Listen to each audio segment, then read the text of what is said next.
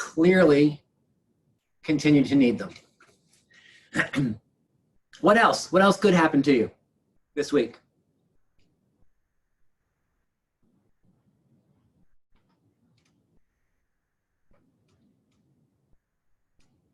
That's it? John had the only good thing happen to him? I have 2 offers today. I make the second offer right now. Excellent. With buyers, Carla? Yes. I love it. 2 offers with buyers. That's a good week. That's a nice way to end the work week, right? Yeah, and I have a open house tomorrow. I find some listing to do it because I don't have any listing right now. Beautiful, beautiful. Well done, well done. And the good news is open houses are relatively busy, right? There are people out. Remember, with a surplus of buyers, they're kind of all over the place. It's like when you get ants in the house, right? It's like you can't, it's like, they're everywhere. That's kind of what buyers are like right now, because they're just there. We have our normal buyers, and then we have the buyers that are falling out of the sky due to an exodus from urban areas, right? What's interesting is that back in March and April, when we started to talk about the potential of some kind of exodus out of the city, I kept warning people, look, don't write a business plan on that. Because the last time that happened after 9/11, I will tell you, it did not happen immediately. It did not. We didn't see this like crazy spike. We did see people moving out of the city after 9/11, but it was gradual. It was over a 2 or maybe even a 3-year period of time that we saw an increase in people coming from New York. But it wasn't what it is right now. So this is a little unprecedented, what we're experiencing with people either renting or buying or doing anything to have someplace else outside of the city, right? It's interesting how just psychologically, when something is fear driven, as this is, right? And I don't say that negatively, but the fear behind staying in a more densely populated location is clearly making people make decisions faster. 9/11 was sort of an isolated event. It was a horrible event, and yet it was an isolated event. And I think people over time thought, you know what, we are going to make a change, but it's unlikely there is a continued threat in the weeks or months after this. But this is different this time, right? Because there is a continued certainly possibility of an issue. Until there's not, there is. What else? How about one more? What else good happened to you this week? Well, I wish I could say it was good, but I'm in the throes of a inspection negotiation between my buyer and the seller. And it's going okay. I can't say it's good. I can't say it's bad, but I sure can't say it's good. Well, and so you represent the buyer? I do. Yeah. So just recognize right now that sellers hold most of the cards, right? Except for interest rates, sellers hold most of the cards. And so when you represent the buyer and there's inspection stuff, it can sometimes be tough because the seller probably has 3 or 4 other offers that they can move to, or is confident that they can get something else quickly. And so sometimes the answer is just a whole lot of no, right? One of the things that we'll discuss, because we'll go through the consultation today, and then we'll follow up on Monday, probably finishing, if we get to the actual document, the exclusive right to represent buyer document today, we won't get through the whole thing, so we'll finish it on Monday. But then we'll move through a document called the Anatomy of a Buyer Transaction on Monday, where we kind of touch on more specifically, what does that inspection negotiation look like? And one of the things you'll hear me say on Monday, but I'll say it now in case it's relevant for any of you or helpful over the weekend, I do believe that expectation setting after the offer is accepted and I kind of mean this regardless of the market, right? Certainly today when the market is moving so quickly, but really anytime, another conversation around the expectation of what inspections are really done for, right? Because let me ask you this, in our state, what does the seller have to address in terms of inspections? Health, safety, and what's broken. Right, so health, safety, what was the last one? Things that are broken. Right, so health, safety, and things that are broken. And Not so, all things broken, but things that need to be fixed. got it, Yeah. got it. Yeah. What about my broken heart? Do they have to fix that? No. Right, so health and safety, and then stuff that's actually broken, right? Yeah. So let me ask you this, is that a buyer's expectation? Hope not. I hope not. Yeah, so it typically is a buyer's expectation. And so Yes. Donna, why do you say you hope not? Because the seller doesn't have to fix anything. Because we live in an as-is state, right? And so for those of you who are unaware of that, you should write that down. We live in an as-is state, which means the seller has no legal responsibility to fix anything. And so when they have no legal responsibility to fix anything and they know they have the market on their side, it can be a bear, right? As Stephen is proving out in this negotiation, it can be a bear to get them to agree to some stuff. Right, and we'll talk on Monday about how to kind of move them forward on that. Sometimes if it's something that they would have to fix for any other buyer, right?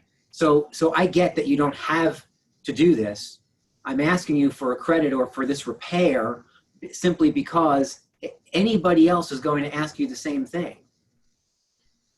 I bought another investment property last week in New London, and as I think I mentioned to you, the way the market was moving, we had lost a property at multiple offers, which annoyed me because I don't like to lose. And I don't normally lose multiple offers. And so when it was for myself and I couldn't win, it was annoying. And so when the next one came on that fit our criteria, it was in New London. We never purchased in New London before. I know where New London is, but I don't know that I've ever been there. I think I've driven through it on 95. Over asking, waived all contingencies, first day, sight unseen.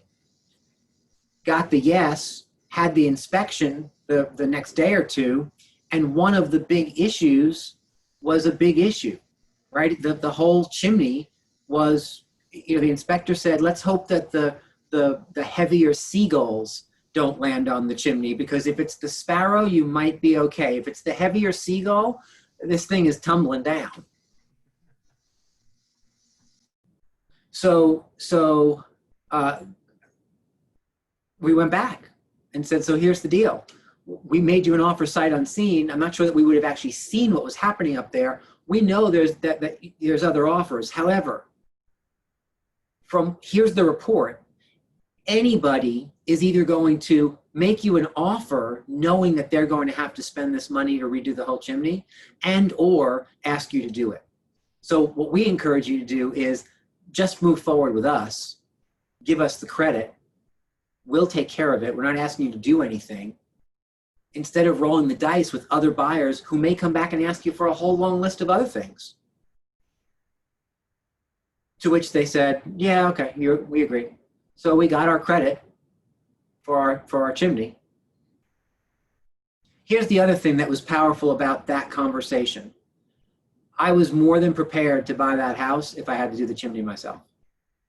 Right? And so part of expectation setting with buyers is to help them understand that ultimately the inspection is done so that they have a bit of a user's guide for their new home. That's how I always described it. It's a how-to. It's a how to use your new house. We're not having an inspection for you to have this big long list of things so you can go back and renegotiate the price. That's not why we're doing it. And understand, in the state of Connecticut, you may be used to this differently in other states, Mr. and Mrs. Buyer, but in our state, the seller has zero legal requirement or obligation to correct anything that you find. And so we want to make sure that you understand that going in, and that you're okay purchasing a house that might need you to also do a couple of things if the seller decides not to move forward with those. It's about expectation setting. When they think that everything is supposed to just be fixed and you don't set a different expectation, I'll tell you, it can come back to bite you, because now you've got buyers who are sitting saying, well, no, how can I buy this house with this is broken and that is broken? Yep, that's right. So what about like ground fault interrupter switches? And like, I remember getting this condo, our agent asked if they had like the fire department. It was either with the fire alarms, were there enough, was it up to code, or it had to do with the CO2, something along the line. We got like a $300 rebate on one and $1,000 on the other, something like that. But got it. So great question. And so is it different when it's code? Like do the sellers have to actually bring things up to code if they're not to code? No, they don't. You may have negotiated well to get a credit for that, right? But they don't have to bring things up to code. Now in a state like New Jersey actually sends, at least parts of New Jersey, send an inspector out from the town prior to the transfer of title to make sure that the stuff that needs to be checked off in their little checklist, that's to code, that the house is to, it's how they keep things to code in that state. We don't have that here, right? So it doesn't even have to be brought to code.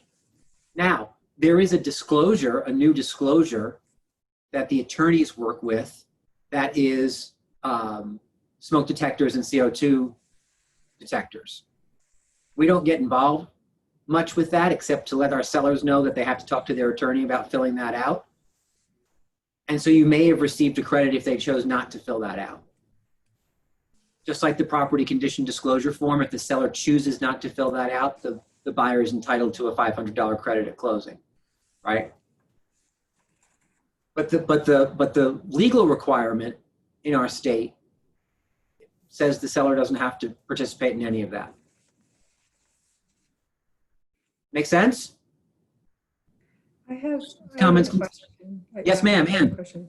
So it's really interesting, your mindset going into this, because you're so experienced and knowledgeable as an agent. You are really grounded, you're confident, and you really truly understand how to navigate this.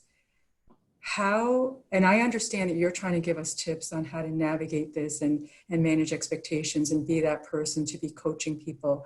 But when people don't come into this with this mindset, and even with the ability to even like getting people to that place where you're talking so logically and grounded is really, really challenging. And so no matter how much you do on the coaching end of it and really trying to manage expectations and talk and whatever, there's so much emotion, and the market is so volatile, and people's emotions and frustration, there's so much that goes into this. It's beyond how it is just insurmountable to try to even fix people's mindsets. It's such a huge, because of where you're coming from, your mindset is perfect, because you attack this as an experienced person who's not getting scared off or spooked by things that come up. And I don't know that that's really reasonable for a regular person who doesn't have that exposure to be just snapping to it. Mm-hmm. So I agree with a lot of what you're saying. The one thing that I disagree with is the term that you use, which is insurmountable, because I think that the whole idea of us conducting these kinds of conversations is to give you some tools to use, so that helping the tools that we're giving you to use are twofold, right? Because the key to so much of this is changing your own mindset, right? Because if you're in a subjective kind of emotional mindset, it's really hard to be objective with your clients, and your clients will always will follow you down the path that you lead them down, right? And so oftentimes agents will come to me and like their hair is on fire and they're like, I don't know what to do. Tell me what to do. And my first thought is, okay, the first thing you need to do is take a really deep breath, right? Because if you're having these conversations with the clients in the same kind of tone as you're having it with me, it's no wonder the client's all freaked out, right? So and what I agree, Anne, I agree that experience and confidence play a role in what we're talking about. I also have watched that agents who are new or newer to the experience utilize some of these tools and just trust in them, right? Trust, even though it feels weird and it feels like, oh my goodness, I'm going to say this and someone's going to be upset with me, or I'm going to say this and they're not going to believe me, and then what do I do, right? And so and yet oftentimes when there's a trust in, set that expectation, and when someone says, are you kidding, really? I mean, I just have to kind of, bend and fold like a whatever. What is that phrase? I'm not great at those. Fold like a wet noodle. Sure, let's go with that, right? It's Lisa's saying, not mine, right? But do I really have to just play this game to get this house? In today's market, it's funny, I was having this conversation earlier with someone where what the agent said to me, one of the things that I've recognized is that this particular market is not for all buyers. And what she meant by that, and what I'll continue to expound upon with you, is you have to describe the arena that they are walking into, right? Just you need to make sure that they understand the arena they're walking into, right? Because if they think they're walking into an arena that's more like a children's petting zoo, like it's all the little deer and the goats, and it's cute, and the only thing that might happen is that a little goat might jump up on them, right? Versus like Gladiator, right? Where all of a sudden you're being pushed into an arena where there's Fight Club, exactly right? And so helping them set the expectation for where they're going plays a huge part in alleviating some of these additional conversations.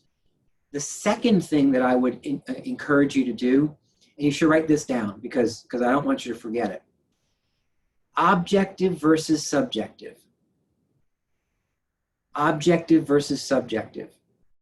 Even if you don't have the experience, or you lack some of the confidence in having some of these conversations, you will be saved almost every single time if you'll take a half a step back and approach these conversations objectively. Now, I mean a couple of things about that. Part of what I mean is, remember, this is always about them making the best decision. It's not about you making a decision, it's about them making the best decision. And so objectively, you can always have that conversation that says, so here are the facts. In this scenario, you have three options. You have accept, reject, and modify, right? I call that ARM. Accept, reject, modify. I'm curious, whomever,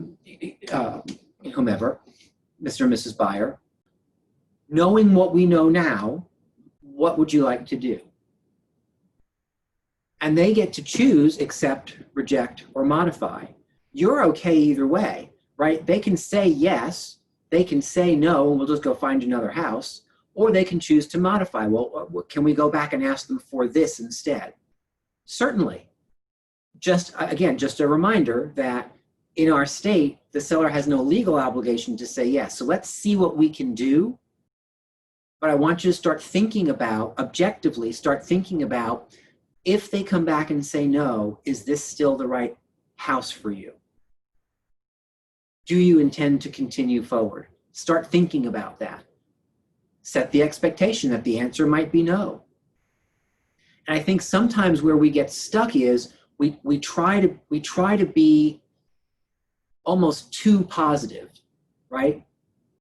Because we think that we're doing the job that they've asked us to do, which is go to battle for them.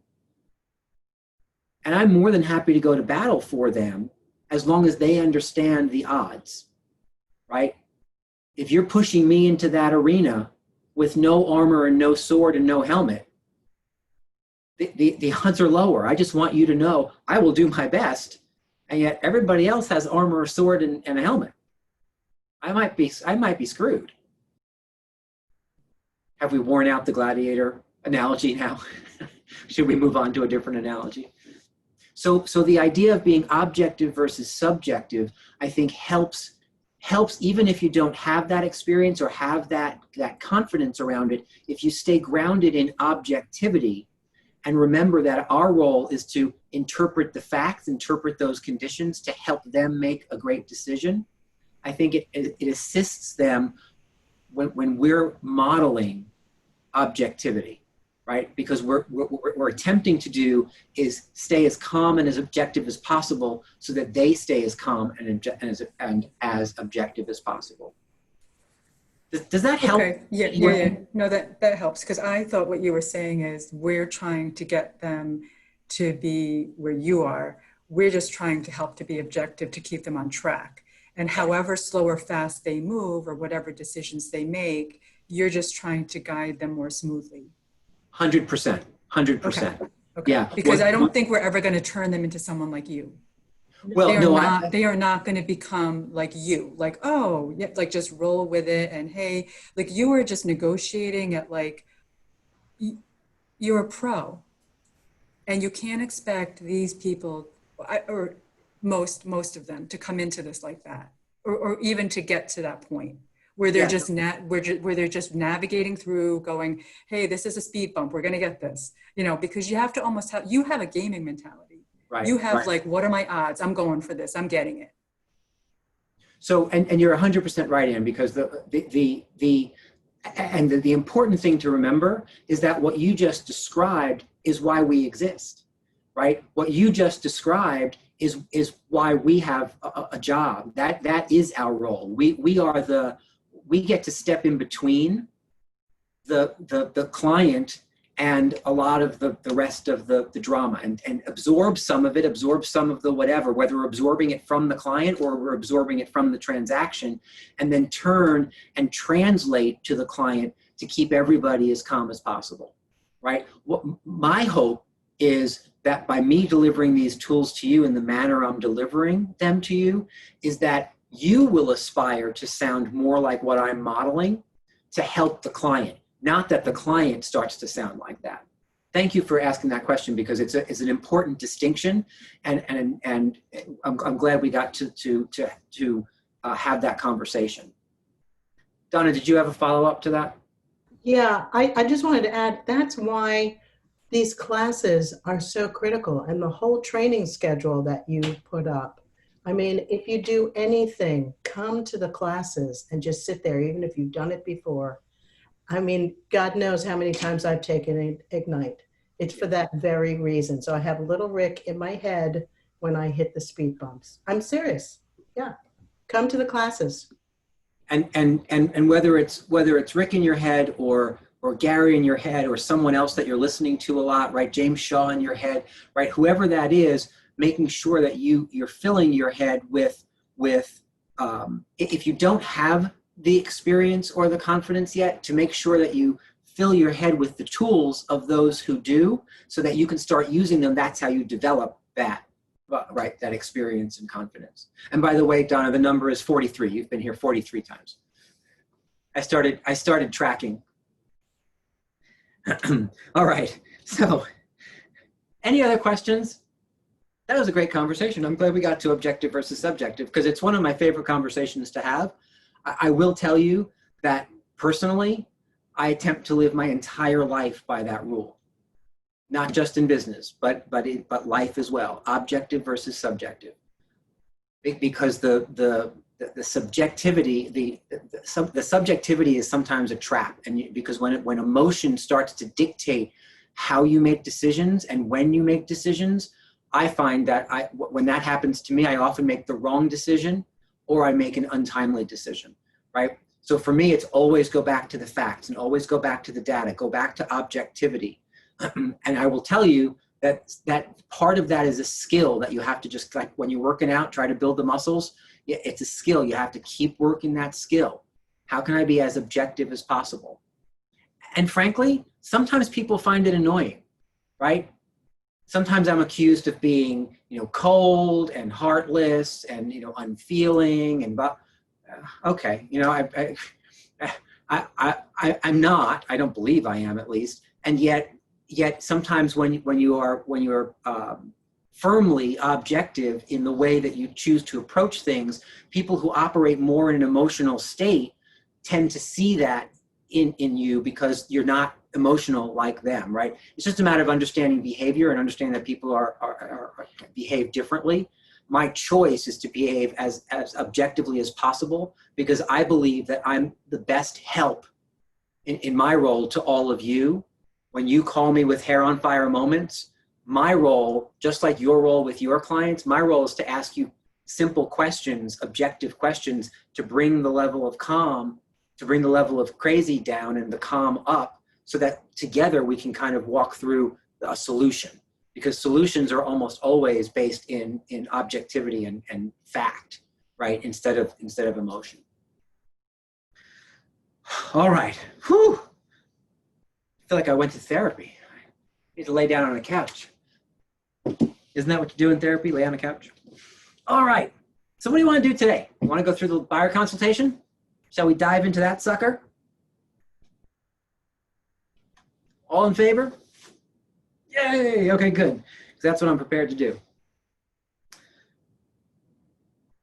So you got this on one day earlier this week. I can't remember when it came out. But part of your materials was the Mastering the Buyer Consultation scripts. Unfortunately, I can't get it any closer. And before we dive wholeheartedly into that, I wanted to just show you another tool that I think makes sense to utilize. Let me see if I have that up on my screen still.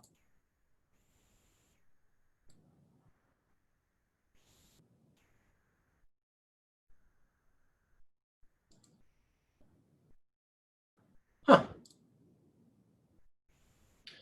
Okay. Let me locate that for you. My apologies. I thought I had that up. Talk to me a little bit about when I say the word qualify, that we have to qualify our buyers. What do you think that means? What am I referring to when I say qualifying a buyer?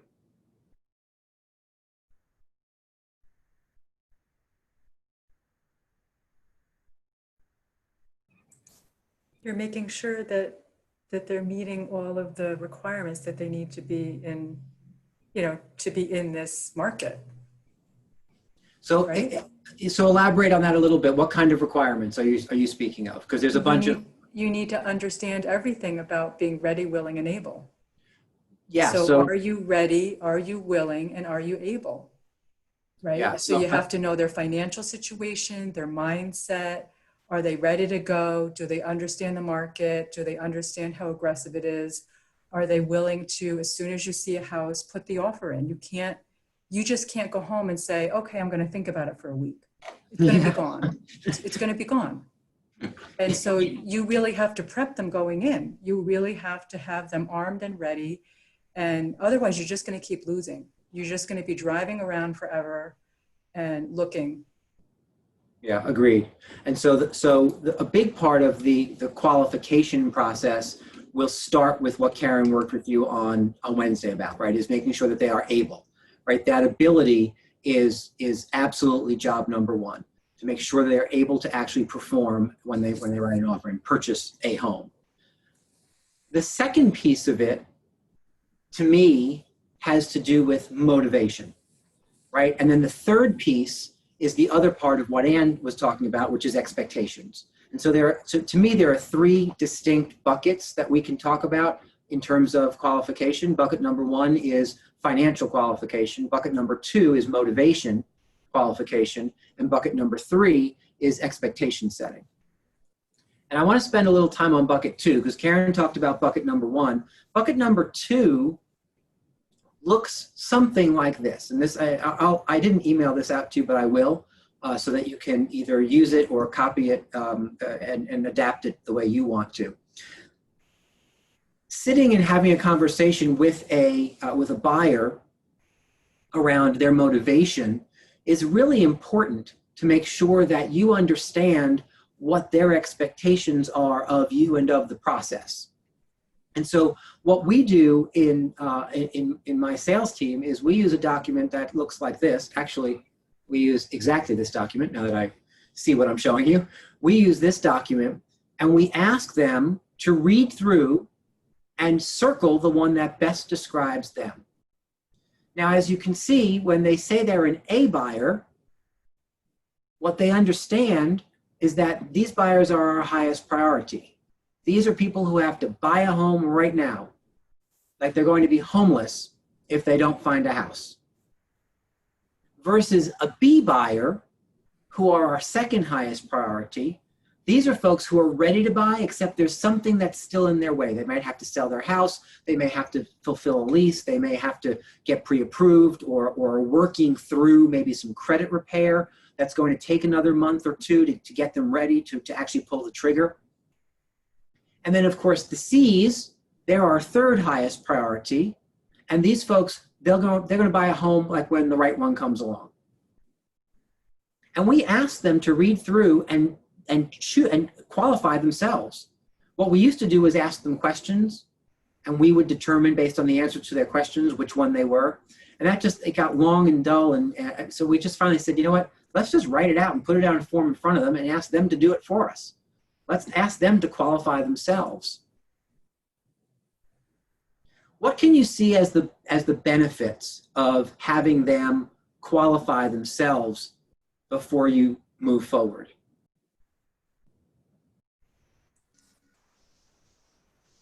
Time. They're telling you where they are. You're not surmising it. Yeah, so first and foremost, it's coming directly from them, which is what you want. What's the other? I think it allows them to come to some clarity on their own. So they're, it's not you telling them, which they may push back to, but it's actually them going through the thought process and coming to an understanding on their own. Yeah. I'll tell you that this is, when we talk about teaching you a consultative style of real estate versus a presentational style, right? Presentational style is, I'm going to go about doing what I do regardless of who's in front of me, because it's a presentation and the presentation's always the same. A consultative style is more about building a partnership, right? A consultative style is about asking questions, and a consultative style is about engaging and involving the person sitting across the table from you, which could be different, right? Because you could have an A buyer or you could have a C buyer, and how we proceed with those two buyers are different. And what's so awesome about this process is that no one has to feel judged because they chose it themselves, right? If someone circles C, well, then we just get to have a conversation. Excellent. So thank you so much for choosing that. Talk to me a little bit about your motivation. I see you've chosen C here. Talk to me about that. What does it mean to you to be ready to buy when the right one comes along? Is there something that's holding you back right now? Is there a conversation that would help in helping you be a B or an A, or is a C exactly where you think you want and need to be right now? Right? We get to have a consultative conversation. I'm going to ask some more questions around that. Sometimes people ask a question and say, okay, well, I'm a little confused about this. And so the explanation, I think it says it up at the top there someplace, but the idea of the explanation that I used to give in this conversation was something to the effect of, Lisa, I appreciate that question. One of the reasons we ask you to kind of qualify yourself in either A, B, or C is that we like to match our level of energy to your level of motivation, right? And what that means is if you tell us you're a C buyer, and typically when something comes on the market that we think would be absolutely awesome for you, we would like push it out to you via email and text you and call you and tell you you have to leave work to come and see it. Well, if you're a C buyer, that may be really annoying to you, right? And so again, we want to match our level of energy with what you expect from us. And so if your motivation is somewhat lower, we don't want to be annoying. Conversely, if we decided that you were a B or a C and you're really an A, and we didn't behave that way, well then you may kind of come back and say, you know, I'm a little disappointed. We seem to be losing houses. I thought you would be more aggressive. So instead of us making that determination, we're just looking for you to kind of tell us how you'd like us to behave. Because at the end of the day, we want to match our level of intensity and energy with your motivation. Does that make sense? So some version of a script like that to help them understand, because that's really what a document like this does. It allows them to make a choice so that we can then perform the way they've told us they would expect us to perform based on their motivation. Does that make sense? Are you trying to change a C to a B? Like, or you just want to understand so that you can then move at their pace?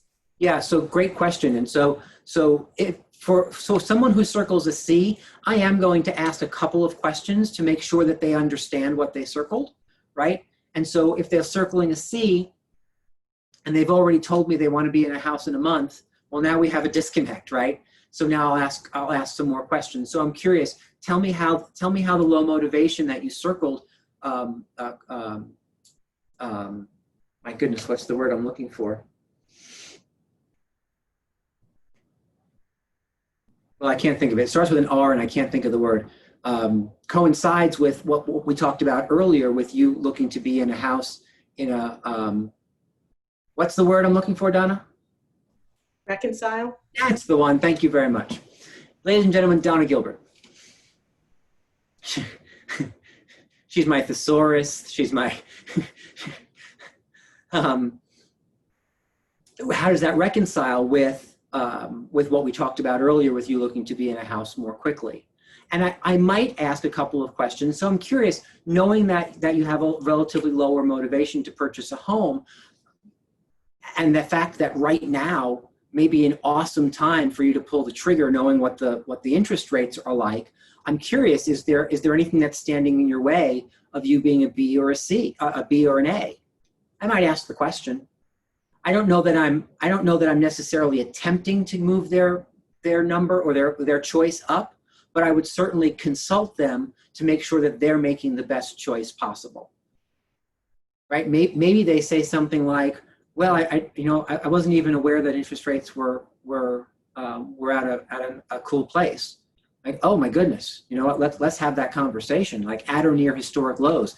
You know, here, look on Google. Here's a list of where the mortgage rates have been, and like they're here now. Oh my goodness. So it's kind of a good time for us to be in the market. Well, sure. Right? Let's have an expectation setting conversation around what you can expect from this market, or from an interest rate perspective. There's been no better time for you to buy a house. Right? And so we could, by being consultative, move them up the ladder. But I'm not sure that you want to make sure that it's not like an arm wrestle. Oh, really? A C? You sure? You're going to miss out on so much. You know, you don't want to necessarily arm wrestle them up the ladder. You want to consult them. If it's true for them, then they will start to see additional opportunity. Know too that sometimes motivation changes, right? So you may have to go back and visit motivation as you move forward with someone. Any questions on kind of understanding motivation from a qualification perspective?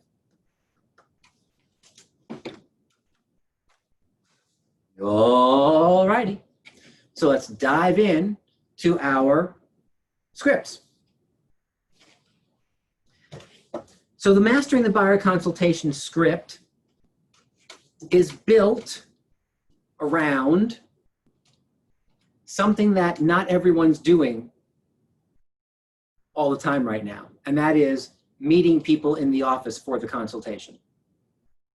So just understand that when we're going through some of these scripts, if you're having a Zoom meeting, some of these scripts need to be adapted. We are working right now on a Zoom update to make sure that the scripts match the medium which you're choosing to meet the client in. But in non-Bizarro world, we would always be meeting people in the office, right? In Bizarro world, sometimes not, and sometimes yes. So it all just kind of depends. So we're going to pretend that we're not quite in Bizarro world, and understand that when you're doing a Zoom version of this, you may have to adapt some of this. So let's do this. Someone unmute and volunteer to bring us through step number 1, which is setting the stage, which is, generally speaking, as someone deciding to be brave and unmute, I'll tell you that this is typically how you'll start your conversation, because it's the hi, how are you? Here, let's set an agenda and let's move forward, right? So that's kind of what this script is all about. Who's going to take us through that?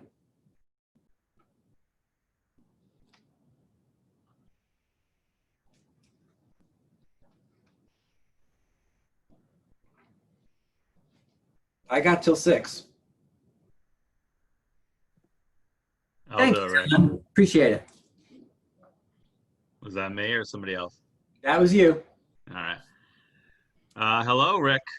Hey. I'm John Damaris with Keller Williams. Well, I guess you know that you're sitting in front of me. It's a pleasure to meet you. Do you have any trouble finding the office? I did not. Great. Before we get started, can I get you some water or coffee or anything to drink? You know what? I'm all set. I actually bring my own, so I'm good. Okay. Really excited to start this home search process with you today.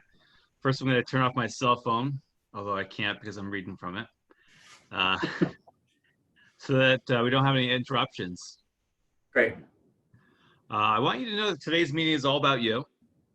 My job today is to keep us focused, to find out what kind of home will suit your lifestyle, your needs, your wants, and your budget. We'll talk about the home buying process a little, answer all of your questions, and then discuss our expectations and roles in this relationship. How does that sound? Yeah, sounds really good.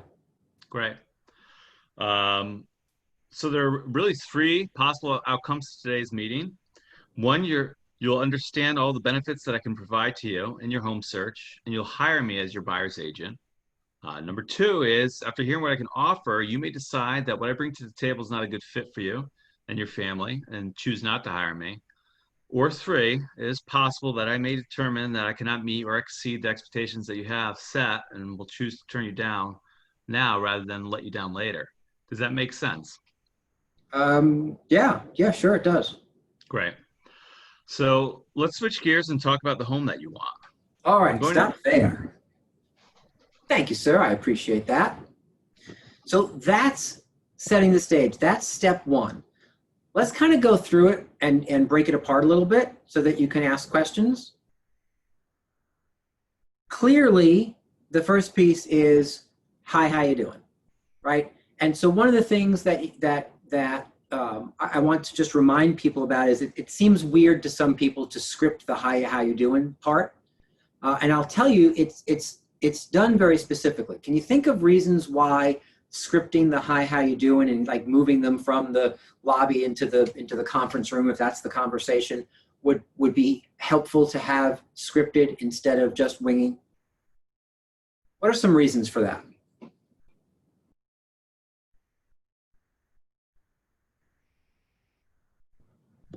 I think it just, if you're used to doing that, you won't forget. So if you take every part of it, then you won't forget any of the parts. It'll prompt you to remember everything. 100%. So starting at the beginning is an important tool to use to make sure that you're moving through this script process from start to finish, right? And so starting it with the hi, how you doing is starting at the beginning. What else, Jennifer? It just slows you down a little bit. Instead of rushing into it, it just brings you down a second. Get everyone situated. Hi, how are you? Good to see you. Love that. Great answer, right? So yeah, it keeps it from a pacing and a tempo perspective. Again, it kind of starts you where you need to start so that you're not like hair on fire. jittery hair on fire, right? Because you're nervous, right? And so I'll throw that one out as someone who script work was massively important to me because frankly, I'm not all that great of a people person, right? And so meeting new people is not always easy for me. As a matter of fact, it's more hard for me than it is easy because I feel like I'm tripping on my words to come up with like small talk. I'm not a good small talk guy. And so when you're not good at that, having a script to walk people through, even from the door to the conference room and how can we get, getting started, for me was always very comforting. To the point that, did you have trouble finding the office? That comes directly from my scripts as a listing agent and a buyer's agent. Because that's what I asked everybody. Instead of like, how's the weather or whatever, it was, did you have trouble finding the office? That was just my intro to people. And it was the same every time. So I didn't have to worry about small talk, right?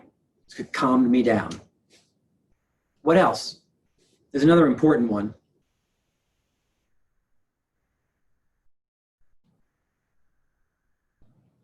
Probably the most important reason.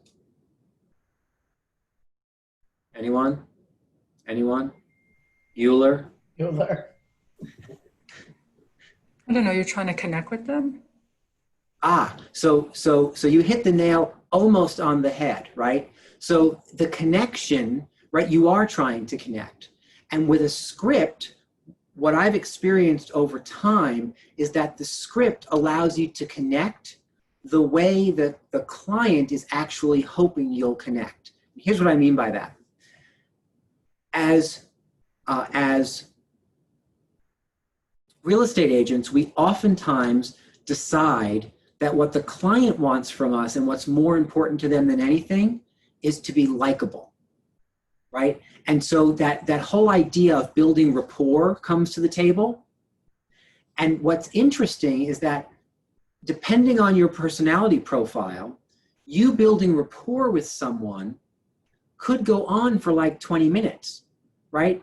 If you're like a real chatty Cathy type of person, if you're like a high I or a high S, if you know the DISC personality profiles, I'm going to teach you that next week. So if you don't know what that is, stay tuned. I'm getting to it. But if you're a high energy kind of real chatty, people person, 20 minutes in, you're talking about, I love your shoes. Oh, your kids are so cute. You told me you were going on vacation. How was Greece? Tell me all about it. Where did you eat? Well, and all of a sudden, 20 minutes in, there's no business conversation going on. And the trouble with that is that oftentimes the client isn't necessarily looking to have a friendship chat. They're looking to get down to business. Sometimes they've left their kids with a babysitter and are home and are there looking for the information so they can get home. Sometimes you're meeting them at night and they've had a long day of work and they're thinking, oh my goodness, like when is this person going to get to the point? And the mistake that we make is we think that everybody wants that chatty Cathy version of rapport building. And I will tell you that more people than not actually want the other version. What they want is you to build business rapport with them. Which means smiles and courteousness, professionalism, and let's get down to the business portion of it. Trust me, if they don't want to jump into business, they'll start to take over the conversation and talk about your shoes and talk about your vacation and talk about, and then you can take some cues to say, okay, maybe with this person, I need to be a little more personable for a smidge longer, and then we'll move into business. But with most people want you to move forward like a human, but like a business human. And so that's where these scripts help us to stay on target and not get sidetracked into some big, long personal conversation. Now, of course, in the third paragraph, you're turning off your cell phone. Why are you doing that? So they feel that they have your undivided attention and they're important enough to have it. 100%. 100%. You're sending a message that you're about to say, this meeting today is all about you. If your cell phone is in front of you or in your pocket buzzing or dinging or it's very hard for people to really take you seriously that the meeting is all about them when you keep looking at your phone, right? That's actually annoying, right? I can remember having a meeting with someone about a year ago, and after about 10 minutes of this meeting, I put my hand on the table and I said, I am so sorry. This seems like a really bad time for you. Should we reschedule? And they looked at me like, I don't know. I don't know what you mean. I'm here. Like, yeah, no, not really. Because 50% of the time they were like this, looking at their phone, not at me. Like, I'm not interested in that. If you're having a meeting with me, I value my time like I value yours, and let's have a meeting. I don't need you to be on your phone. It's rude and annoying, right? The other reason you might turn your phone off is because you're modeling behavior for them that you would love for them to follow. I will tell you, in my experience, that rarely happens, right? So you're going to turn your phone off hoping that they're going to say, yes, this is important to me, I'm going to turn mine off as well, and it rarely happens. But that's okay. You've already modeled the behavior and you've made the point about how important they are, right? Let's face it, someone turning off their phone is a big deal. How many times do you turn off your phone when you have a conversation with somebody, right? And so it's a really important piece of this from a physicality perspective to model the importance of the client. Then, of course, that fourth paragraph is your agenda. You're just simply setting the agenda with them, right? Here's the job. Here's what we're doing here today.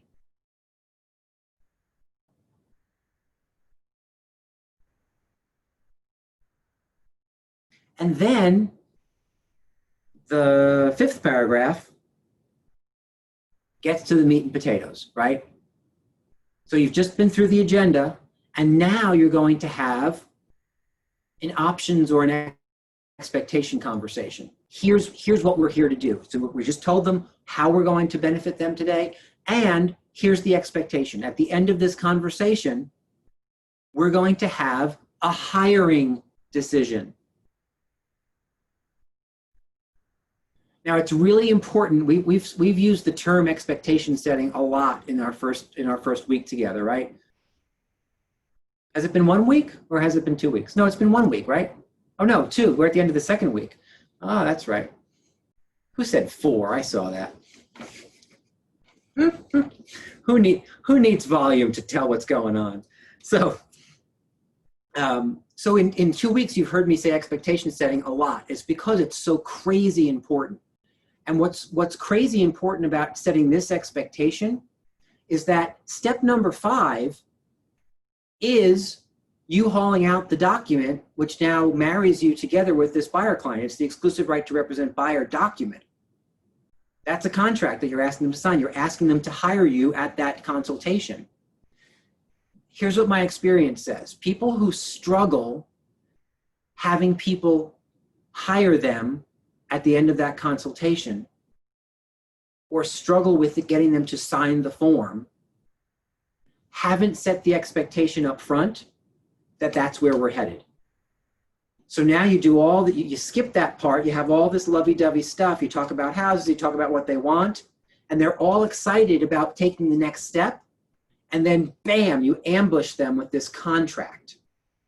And if you haven't set the expectation that that's where we're going, that's how it feels. It feels like a bait and switch. Yeah, you were all nice and cheery and talking about all these houses and all this fuzzy nuzzy stuff, and now you want me to sign a contract. I see how this works. Right? That's not the industry's fault. That's our own fault when we don't set proper expectations up front. When we set proper expectations to say to the buyer client, and here's how this will go. We're going to do all this stuff, and here's how it's going to go. You're either going to hire me or not, or I may make a different decision, right? You're outlining the options and the choices that exist, but either way, we're going to have a hiring decision. And then later on, when you bring out the hiring decision, it doesn't feel like an ambush. They were expecting it all along. Maybe they had questions about it and they've come up with some questions so you can address the questions then, but it doesn't feel like an ambush. So be really clear that paragraph is there and utilized in the first 5 minutes the first 3 minutes that you're with somebody for a very specific reason. It's to make sure that they that there's full disclosure right up front about what this is and what it's not. Does that make sense to everybody? Remember, and if you didn't write this down earlier this week, write it down now. Conflict only arises from unmet expectations. Conflict only arises from unmet expectations. And I will tell you, if you really think about that statement, you should do nothing in your business or in your life without setting proper expectations. You don't want conflict, just have proper expectations set. Because if conflict only arises from unmet expectations, well, wow, if I work harder and harder on setting proper expectations in everything that I do, I end up having no conflict.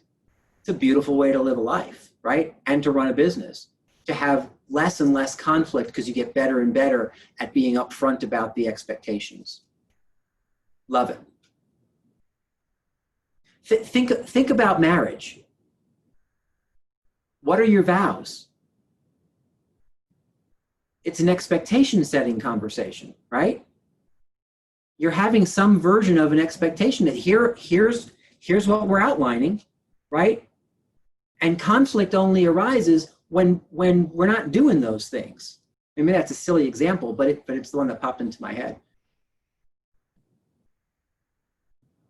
And trust me, if you look at what those vows say, whether you wrote your own or you used the standard ones, conflict does arise if all of a sudden there's unmet expectations, right? And yet when you're kind of working through what we outlined, less conflict.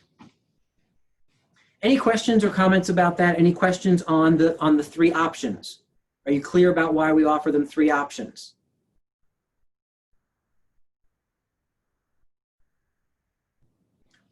I'll tell you, for me, I used to add a little bit more, I don't know what you want to call it, a little bit more humanity into this script.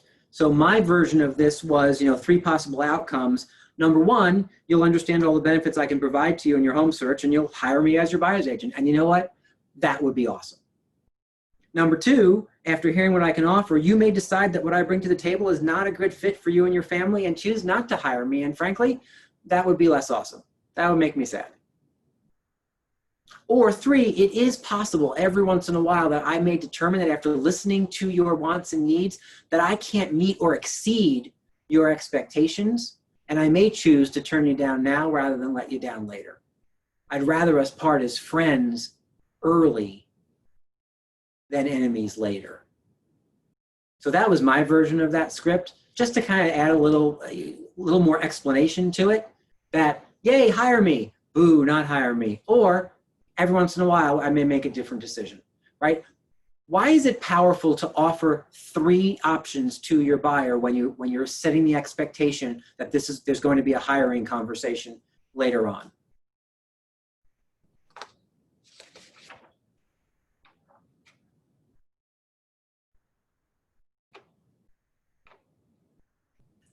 You're telling them they're going to have to make a decision so it doesn't linger. Yeah, right. If you don't bring it up and say, hey, you're going to have to make a decision, then you get to the end of the call or the pitch, and they'll be like, okay, well, thank you very much, goodbye. So at least you've told them at some point along the way, I really want you to be thinking about, you're either going to want to work with me, whatever, A, B, or C. Or not, right. And remember that when you offer people options, it makes them feel better, right? We're not saying, and so just be on the lookout, because at some point later on in this conversation, you're hiring me, right? There's no options there. Because oftentimes people say to me, well, why would you bring up the option of them not hiring you? Like, why would you plant that seed? And the answer is, you're not planting that seed. That seed is already in their head. As to, remember, it's a two-way consultation. They're figuring out if you're right for them, just like you're figuring out if they're right for you during this whole consultation. So that seed's already there. You're not powerful enough to plant that seed in their head. They brought that with them, right? So to just acknowledge it, right? As Ann says, get out in front of it. Just acknowledge it. we're going to have this conversation. It's going to be a yay or a nay, and let's, great. Either way, my job now is to help you say yes. What I have found is that when you hide from something, if you're not confident about it or you're afraid to address it, that's the thing that comes up later on, the thing you hid from, right? So the more that you just kind of talk naturally and get stuff out in the open, let's just have a conversation around it. Yes, ma'am. I also think it adds an entirely new dynamic to offer the third option, that there is a possibility that you will not accept them as a client. And the thought process being as a customer changes completely. Oh yeah, doesn't it? That's a really good point, right? There's a little reverse psychology going on in that script, right? Because all of a sudden you offer that in some circumstances, if I find I can't meet or exceed your expectations, that I may turn you down. And all of a sudden, for most clients, it's like, well, what, really? Well, now I got to work a little harder to make sure that I'm wanted. Like why wouldn't he want me? I have to make sure that I better hire him, right? So there is a little bit of that reverse psychology in there. And it also sets the stage that, look, we operate from a mindset of abundance, right? If you don't choose to hire me today, or I don't choose to hire you, it's okay, right? My world doesn't end. We'll all go on. The sun will come up tomorrow. The birds will still sing. Versus setting the expectation that because some people operate from a point of scarcity. Trust me when I tell you that comes across, right? You know how they say that dogs can smell when you're afraid, right? They know when you're afraid. They have that sixth sense. Well, guess what? Buyers and sellers can tell more about you by how you behave than what you say, right? And so offering that this is another option just kind of takes the pressure off of everybody to say, we're not attached, no one's attached to the result here. And it allows everyone to relax and actually just be there for each other to understand what the deal is, and everyone can make a decision. It's a powerful place to be, right? When you don't if you're projecting that you need this business, that's when you don't get the business, right? If you're projecting that I'm here for you and only you, and let's see where this goes. I hope we have a great meeting. I would love to move forward. I think it also creates a certain level, higher level of respect for the agent, because I agree, and you've said many times, people in general just think that, agents are basically, I don't know, is scum too much, too harsh a word, but I really think that it heightens a level of respect for someone who is willing to say, you know what, this might not work, so I may say no as well. Yeah, agreed. And I think what it does is it heightens the level of perceived professionalism, right? It puts us more on par with other professionals that they may have met with who have some of those same standards, right? If you go to a financial planner and you don't have a certain amount of money for a certain financial planner, right? You don't get to play in that with that particular person. So I'd love to say yes, but we have to be on the same page. And so it might be a no, or it might be a not yet, right? There are standards that have to be met. And to get that clear up front is a beautiful thing. Both ways, right? Because they have expectations as well. You have to meet their standards just like they're going to meet yours. All right? All right. Horse, good and dead, I think. Let's move forward. Step number 2. Oh, step number 2. Step number 2 is my favorite step. Step number 2 is the needs analysis. All right. Now, not to be confused with your buyer lead sheet, where you've asked a couple of questions, right? You've asked a bunch of questions up front to sort of qualify them, make sure that they're that they're ready to go. You've had the financial consultation with the mortgage partner. You've had the qualifying, you haven't quite had the qualifying conversation yet, because that we're actually gonna do after they hire you, right?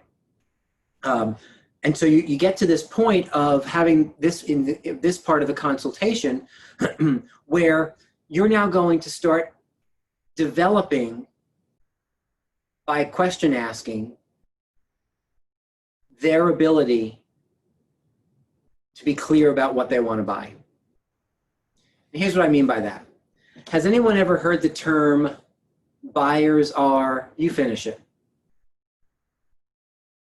Buyers are, it rhymes. Liars? Yes, that's exactly right. Right? Buyers are liars. And so I will tell you my feeling about that statement. My feeling about that statement is that we could not be more wrong about the fact that buyers are liars. Buyers are liars is a statement that was developed by real estate professionals who refused to look in the mirror first and figure out how they can adapt themselves to be better at what they do. It's buyers are liars is the version of real estate that says, if you were different, I'd be better. Right? It's like me staring at all of you saying, you know, if you were better students, I'd be a far better instructor. Well, that doesn't work, right? In order for you to be better, I have to be better first. It's not contingent upon you, it's contingent upon me. And so when I look at buyers or liars, what I see is buyers or liars only actually shows up when the real estate professional involved with that buyer has either done a really poor job or no job of consulting them well, or is not skilled enough or is lazy in that they won't take the time to understand and educate the buyer to the level that they need to be educated to make a great decision. It goes right back to the definition of what we do that I gave you a week and a half ago, which is interpret current conditions such that the client can make the best decision possible, right? It's all just one big old circle.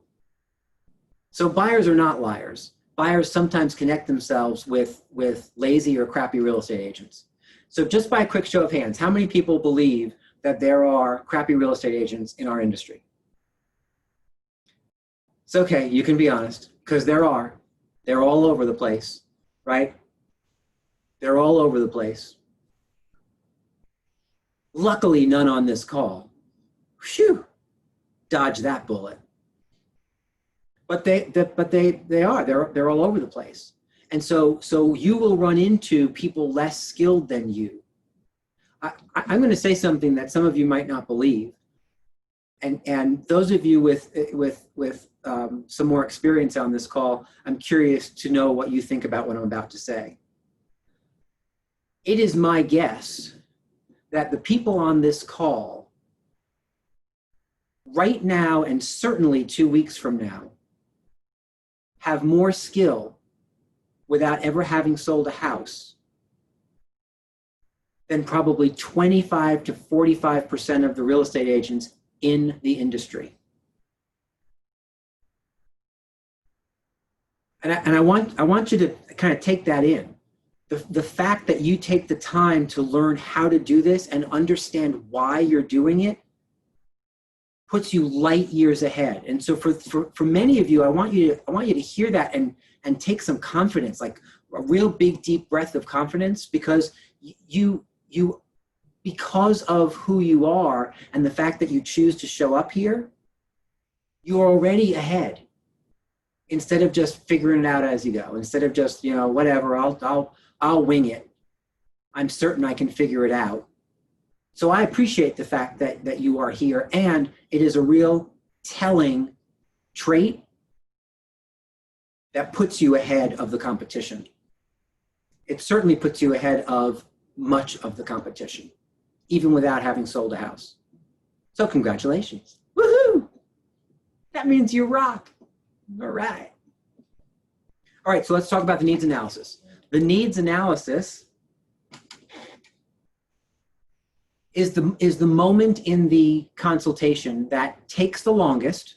It's the longest step. And it's where you speak the least. Because your role in this is to simply ask questions. Their role in this is to kind of do a bit of a brain dump and give you the answers to those questions at length. So besides you asking questions, your other role is note-taking. You're writing this stuff down. You're kind of listening, aggressive listening is what I like to call it. You're aggressively listening and you're taking down all these notes. Now, on the last page of your buyer consult is something that looks like this. It's called the top 5 must-have list.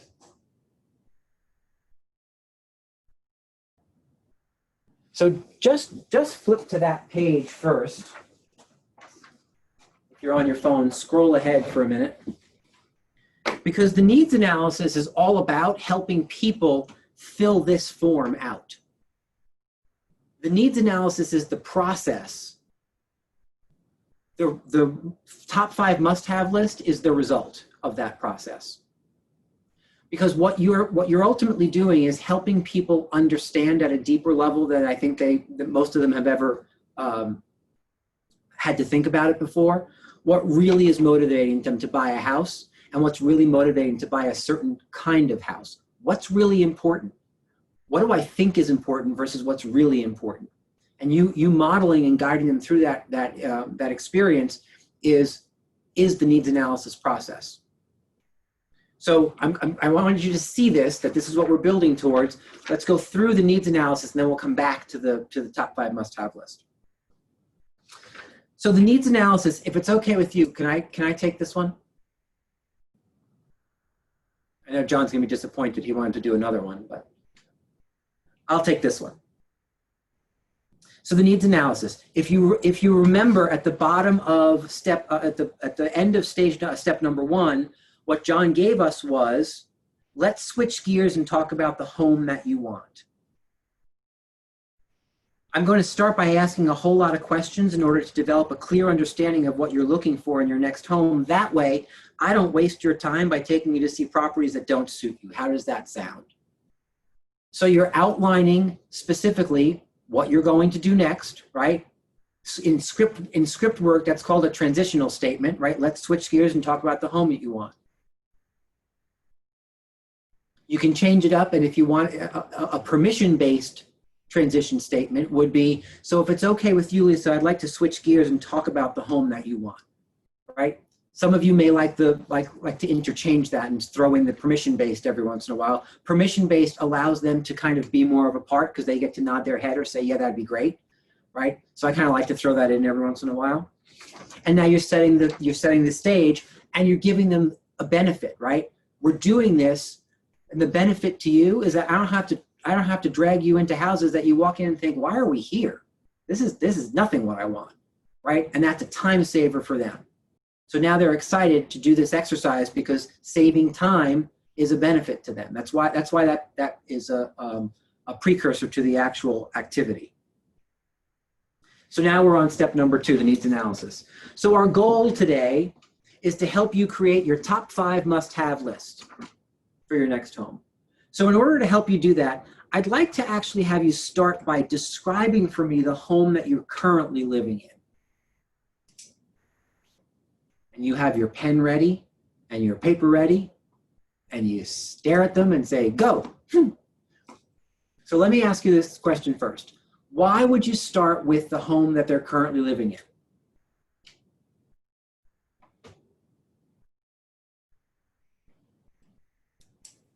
It gets them in a mind frame to determine why they're actually moving and what they would want different in their new house. Yeah, right. So when you start with where they're at, first of all, they know the answers to that because they're already living there, right? When you ask them to describe their current home, it's not they don't have to think all that hard. They just have to close their eyes and picture themselves being home because they live there. And so they can start telling you about where they're at. They also may remind themselves about why it is they're on this journey for a new property, right? yeah, we currently live like in a, a 2-bedroom condo, with the 6 kids that we have, and it's a little tight, a little cramped. We're looking for something bigger, right? And just the reiteration of the fact that they need more space helps them look forward to that next step. They already know the bad and the good of where they live is another great point, John, right? And so it's easy for them. You don't want to make this first step hard. I will tell you that one of the things I used to do is ask them point blank, okay, talk to me about the house you're looking for. And so many times I got like the deer in the headlights look back, because people are just uncertain. They think they have an idea, but they're uncertain, especially when asked, like, you're there with your pen, staring them down. Okay, go, tell me, go. So what we want to do is we want to ease them into this process. Remember, human beings want 2 things all the time. What are those 2 things? They want to look good and be right? So they want to look good and be right. And so if you ask a question that makes them feel wrong, that makes them feel like they don't look good in front of you, you're starting down a path where they're not liking you so much. If you help them by asking them questions where they feel like they know the answers and they can feel good about answering your questions, well, now they can look good and be right in that scenario. They don't feel like they're disappointing you. They don't feel stupid. They don't feel like, I don't understand what he's asking. So there's a real reason why we do it this way, to help them model for themselves the questions we're going to move to about the house that they're going to buy. Does that make sense to everybody? I know it seems like there's more psychology in these words than what you're reading, and yet I want you to understand why and how these things are written, and why it's so important for you to go through those steps of memorize and then internalize and then customize and capitalize, right? Because if it doesn't start with memorize and internalize, and you just start with the customization, you could be eliminating things or changing things that are there for a purpose.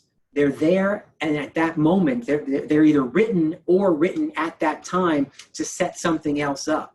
It is a process. There is a through line. And if you skip stuff, sometimes the stuff later on doesn't make any sense or doesn't have the impact that it should have because you skipped stuff. So this is a tool that we use to help them prime the pump, right? Tell me. And then when they're done, we get to ask them to do the exact same thing that they were just so brilliant at, because now they feel good about it. And now they understand what we're asking. They get to do it again with their expectations for a new house.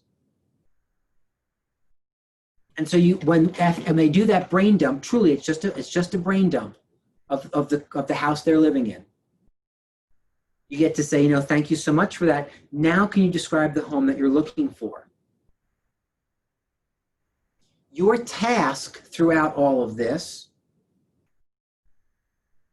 is to continue to dive deep, right? We've talked before about snorkeling versus scuba diving, right? Well, this is a no snorkeling arena that you're entering. You've got to scuba dive here, even if it feels weird. And I've given you a bunch of questions at the bottom so that as the buyer is talking about the property they're looking for, you have an arsenal of questions to dive a little deeper. The first one that's not on there, I want you to write down, because I think what I'm about to say, it's like one of the keys when you are coaching or consulting someone. The 2 Q's are key, and the 2 Q's are qualify and quantify. Qualify and quantify.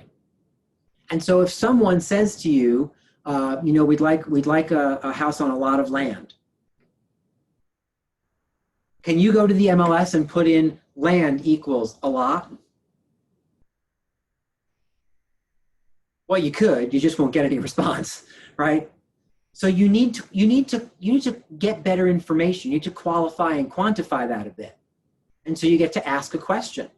You get to write down lot of land. I'm curious, can you quantify that for me? What in your opinion is a lot of land? Do you think people who are moving here from downtown LA versus people who are moving here from just outside of Helena, Montana, have a different idea about what a lot of land is? Right? So you need to make sure that you're digging a little deeper. And so they say, well, a lot of land, we minimally 2 acres. Awesome. Well, 2 acres, now we have an answer. Now we can work with that. I'm curious, what's important to you about having at least 2 acres? Why would you ask that? They already told you how much land they need. Why would you ask for clarification? Why would you dig a little deeper? They may have some other use they want for the land. It needs to be flat. It could be a hill, whatever. You want to know exactly what they're envisioning in their mind. Exactly right, right? Exactly right. And I will tell you from my own career, I can tell you where this came into play. I had a conversation with someone once who said we need at least an acre. Great, can you tell me what's important about at least an acre? And they said, well, we need it for our kids. And I said, awesome. Tell me exactly what use you might be looking for from the acre for your kids. Because I could have stopped and assumed that the use was just they wanted to play outside. No, these particular buyers, they had soccer playing children. And they not only needed at least an acre, they needed a flat acre. Because if you've ever played soccer on the properties that I used to sell in Ridgefield, right? It's not called flat field, it's called Ridge Field for a reason. Because there's no flat land here. And if you've ever played soccer on a hill, what happens to the ball? It always ends up at the bottom of the hill, right? And so she had a very specific need that without diving a little deeper, I could have shown her houses all day long that had at least an acre. And what's fascinating is that sometimes you show property after property that doesn't meet the buyer's needs, and many buyers won't volunteer the information about why it doesn't meet their needs. They just simply say, no, this one's not for us. No, this one's not for us. No, this one's not for us. And you're sitting there getting frustrated, thinking that buyers are liars. They told me 1 acre. That clearly is not true. Instead of looking in the mirror and saying, okay, what other questions did I not ask? How much deeper do I have to dive here to understand exactly what they need from this land, not just that they want the land? Do you see how diving deeper really ends up being ultra important? Cool. So Debbie Orr, do you want me to take a break and you want to talk a little bit about your results? I'd be happy to do that. So last week, and I have to close my door so I don't hear me. Hello, hello, hello, hello. Last week when we talked about this and everybody seemed so excited about it, I got very nervous because I thought, oh my God, we're going to fall flat on our face. It's not going to work. Well, and before you continue, just tell everyone what you're talking about because I didn't set it up. Oh. We're talking about the team's Bold 100, where we had people call in to us instead of us prospecting out to them. And we had a green egg mini that we were giving away today. And so we gave them all the rules and they had to call within a certain number of hours today. We kind of stretched the hours a little bit because there were people who forgot. And then we manned the phones for 3 hours and we sat and we were all on Zoom. It was so cool. And people called in. So as we were preparing for it, I said, I felt like the host of a party where, you know how you set up a party and it's like 10 minutes before the party starts and you go, is anybody going to come? Is anybody going to come? So people started calling. And I got a call about 11:15 and everybody else was on the phone and I was seeing them on the phone and then we would unmute ourselves and talk a little bit. And it was way cool. oh my gosh, our goal was 100 inbounds. So I gave Rick a number when I left here at 3:30 or whenever it was. I had 6 more calls on the way down to Westport. Isn't that fun? So we had a total of 76 people call in to the team today in a short period of time. And with fun conversations. I mean, people who are calling in saying, I want to be sure you know the right address to deliver my green egg mini tomorrow. I mean, it was just swell. And it was mostly database, which is fascinating to me because I should be better at database work than I am. And I reach out to people, but I don't have a whole lot of conversations. And what I'll say is the only thing that had approached this kind of response was last year's pie giveaway. The pie giveaway had this kind of energy behind it. This was better actually than that. So you had 76 inbound calls, which meant 76 conversations. Conversations. You also, I think, had a number of new database opportunities that came in from Facebook, right? People, yes, we had about 10 people added through the Facebook leads medium. Mm-hmm. So you added to your database. Yep. And in all of that, I think you also came away with leads. How many leads, actual real leads did you get? We had, Michael had 2 and I had 1. So he had a buyer and a seller and I had a buyer. But I don't think we're at the end of it because people talked about, oh, I always refer you. And we had the opportunity to talk about referrals and saying, could you just give me a call and let me know and kind of clue me in and do one of the tricks is a 3-way text. So when you know someone who's selling a house or buying a house, just send a text to them, to me, and you're on it, and introduce us. That's great, like low. Great strategy. Yeah, right. So we got to say that a couple of times today. We got to catch up, and this is the bonus round in my mind. A lot of database cleanup because we got accurate cells, accurate emails, checked in on addresses. I'm not sure we had any addresses that had changed, although there might have been one. But then we're working through the database and sending out things in the way that we did to this group and this group and this medium and this medium. We got to clean up the database. I found out that I didn't have Rick Scott in my database correctly. Imagine that. I mean, and many others. So I did a lot of cleanup. It was a very valuable exercise. I don't know about the rest of you, but I think she's foreshadowing that I was the winner. You didn't call me. 46. Oh, I'll call you something, all right.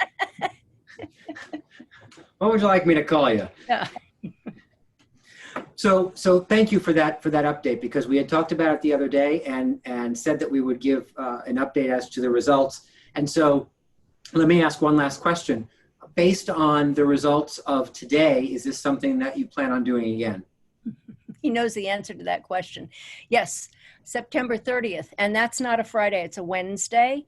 And we will be giving away a Yeti cooler because we asked that question as part of our conversation today and said, if we do this again, would you rather get this or this? And the winner was the Yeti cooler. Okay. So, and I'll tell you the other thing that was a winner for me was to see how command works to communicate efficiently and obviously effectively, because we got things back from people we have never spoken to in command until today. That was cool. We had people who responded to the card that Rick holds up, the mailing that we did, texts, Facebook leads, emails, every single medium we used, we had responses from, and we had one who said, oh, it was word of mouth. One of my friends told me about this and said, why don't you just give them a call and see if it'll work? Okay. It was a winner. This is like, where has this been all my life? And you know what's awesome is that I can almost guarantee that you'll do another one in September. You'll do another one. Maybe the November pie thing becomes a version of this, right? Instead of the way we've been doing it. You do another one in January, and then in the spring. All of a sudden, you become known for this thing, and it takes on a life of its own, right? You don't have to worry about people knowing your number. You don't have to worry about people calling you, because you're right. Remember, you're always modeling behavior, and what you're asking people to model now is the behavior of, I want something, I'm going to call Debbie. I want something, I'm going to call Debbie. I want something, I'm going to call Debbie, right? So the next time they want something real estate related, guess what their mind automatically goes to? Bam, I have to call Debbie. Right. Right? It's like a training program for your database. Exactly. Yeah, and you get to choose what the message is every single time, which is also very cool. Plus, we're going to be giving $350 away to the food bank. Love it. It's so cool. So cool. Love it. Well, congratulations. That's an awesome achievement for the pilot program. Yeah, right. And as promised, we're going to spend time this weekend and early next week for a session next week on exactly how to produce these kinds of things.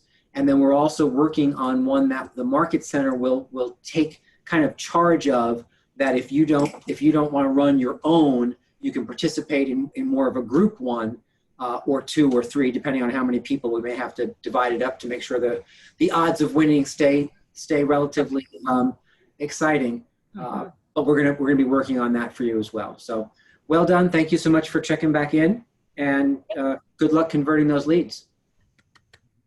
You're welcome. Thank you. Yeah. Any questions on that? It's cool. I'm excited. Go ahead, John. So, I mean, this is one thing that I'm wondering is, like, I've seen some of the functionality in Command, but is there like a separate class, or is there something that we can take to sort of get better acquainted with, you know, because I've seen like the functionality in terms of you set up your leads with like an email or like a text and stuff like that. Is there something where we can dig into that further and learn about that?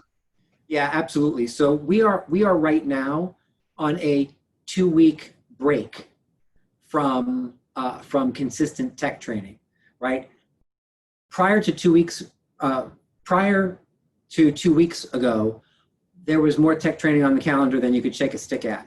And it got to the point where everyone was like, all right, enough. So we purposely chose the last 2 weeks of July to take a little bit of a break from our tech training. So starting next week, that starts to roll out again. And our intent is when we distill what Debbie did in this whole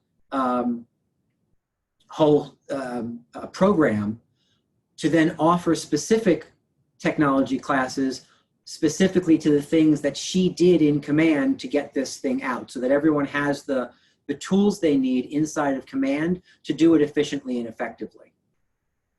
Is that what you're talking about? Would that be helpful?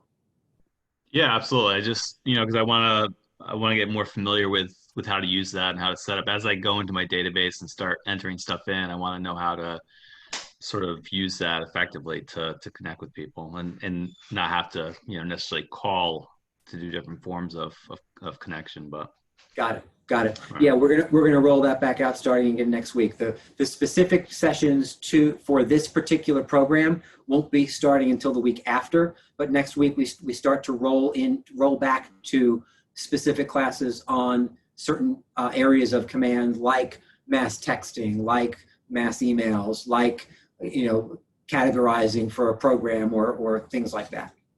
So stay tuned. We got it coming for you. Any other questions or comments or concerns about this particular program? See, John's so excited he left. He said, that was all I wanted and I'm out. All righty. So let's dive back in. We have another 20 or so minutes before we're done for the evening. And I want to at least finish the needs analysis and get us to the conversation around the document, right? So you see at the bottom of step number 2, again, all of those questions. Can you describe what that looks like? How big is big? How small is small? Why is that important to you? I'll tell you, that's a really important question. You should star that one. And it's a tough one for some of you to ask, because sometimes it sticks in your throat a little bit, right? Because people say, well, I definitely need a fifth bedroom. Great, and can you tell me why that's important to you? What's important about the 5th bedroom? And sometimes the answer is, well, I have that many kids. Okay, awesome, right? But sometimes the answer is, I work from home and I need to be certain I have a bedroom that I can turn into an office.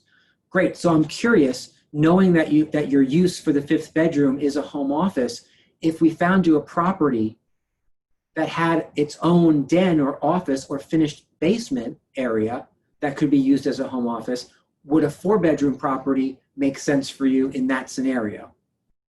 Oh, well, yeah, I guess so. Great. So now we're looking for 5 bedrooms, but we also may have the opportunity to look for 4 bedrooms plus a den, or 4 bedrooms plus a finished walkout basement, or something to that effect, right? It helps you keep them thinking about all the different possibilities that could exist, so they don't get stuck in 5 bedrooms, 5 bedrooms, 5 bedrooms. Because if you're stuck in 5 bedrooms yourself, you run out of inventory faster, instead of helping them see that a 4-bedroom plus an extra room might well work in their scenario. And without digging a little deeper and asking, why is that important to you? Can you talk a little bit about the functionality of those 5 bedrooms? Sometimes the answer is like the duh answer, right? I need 5 bedrooms because I have 4 kids and us. And so everyone needs their own room, and or maybe it's a guest room. Great, so I'm curious, knowing that you're using it as a guest room, do all 5 bedrooms need to be above grade? Could there be a 5th bedroom in the lower level? Right? You see where this is all leading with additional questions. Don't be afraid to say, what exactly do you mean by that? So I need a big kitchen. Great. What exactly do you mean by big kitchen? Can you tell me a little bit more about that? Right, you guys hear me say that sometimes in class when someone will ask a question. If I'm not 100% sure what you mean by that question, I may say something like, you know what, Spencer, can you keep asking me that question? Like, give me more information. I'm just simply prompting you to talk some more so that I'm certain that I have all the right information. Did you ever hear the story about little Johnny and little Jimmy? Shall I tell you the story about little Johnny and little Jimmy? So little Johnny comes home from school one day, right? Little Johnny's like 8 or 9, comes home from school one day, comes running off the bus, runs into the kitchen, his mother's making dinner, and says, Mommy, Mommy, Mommy, where do I come from? And his mother's like, you know, wrist deep in a meatloaf, thinking, oh my goodness, like, now is when you're going to ask me this question? First of all, I thought your father would talk to you about this. And second of all, I'm like in the middle of meatloaf. But you know what? She's like, he asked the question, I'm going to answer it. So she cleans off her hands and she sits little Johnny down at the table and she explains to little Johnny exactly where he comes from, the whole kit and caboodle. And so she finishes, and little Johnny, I need a close up for this. Hold on. I need a camera person, I think. So she finishes, and little Johnny is then sitting at the kitchen table like this.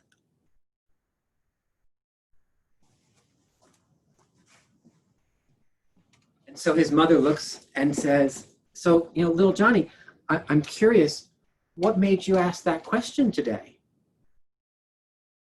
And in his stunned, not quite knowing how to answer his mother, kind of confused state, he says to her, well, I was on the bus coming home and little Jimmy told me that he was from Chicago, and I just wondered where I was from.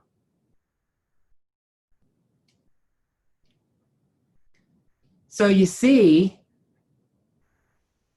when he came home and said, Mommy, Mommy, Mommy, where do I come from?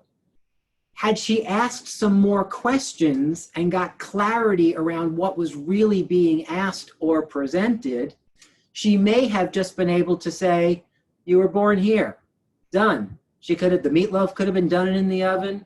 She didn't have to have an uncomfortable conversation. She could have passed it off to her husband, right? But because she didn't take those steps, and so the point in me telling you that story, obviously, is to encourage you to always dig a little bit deeper. Make sure you're answering the right question, or else you're down a bunny trail with somebody who's like, okay, I have no idea what you're talking about. That is not what that's not what I said. It's not what I meant.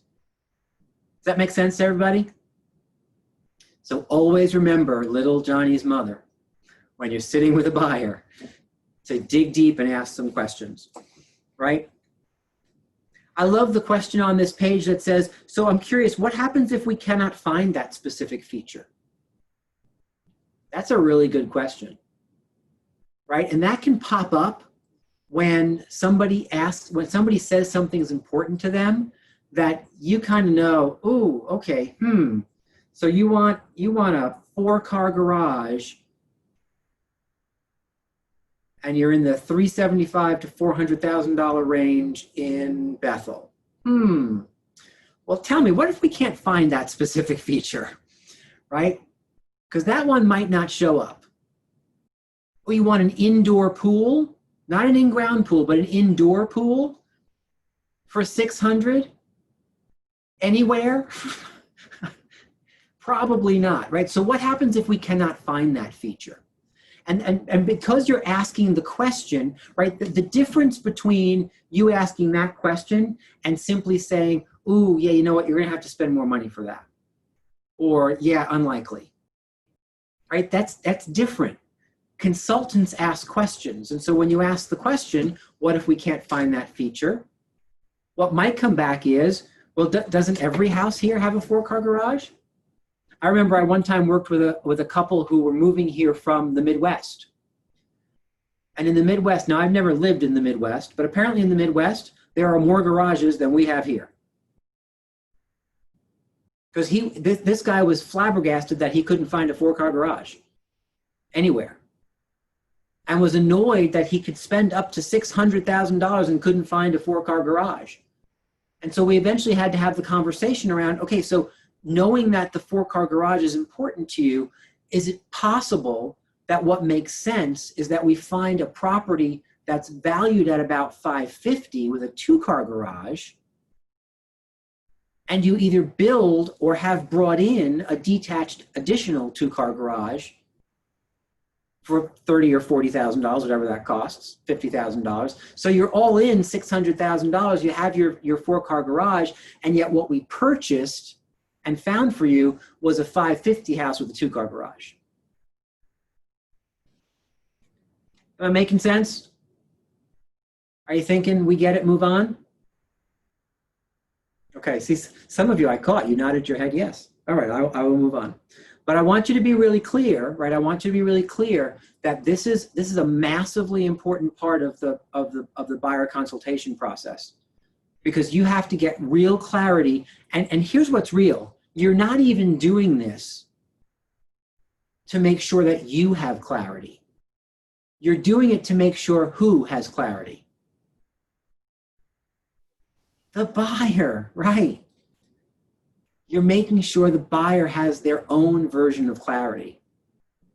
And I can tell you that when you do this well and keep digging and asking those questions, this process could take you 20 minutes to get to a point where you now have enough information to start having them narrow things down to the top 5, right? Because remember, this process is just, again, the brain dump.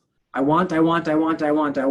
Now they have to go back to the big long list of I wants, and they have to eliminate most of them.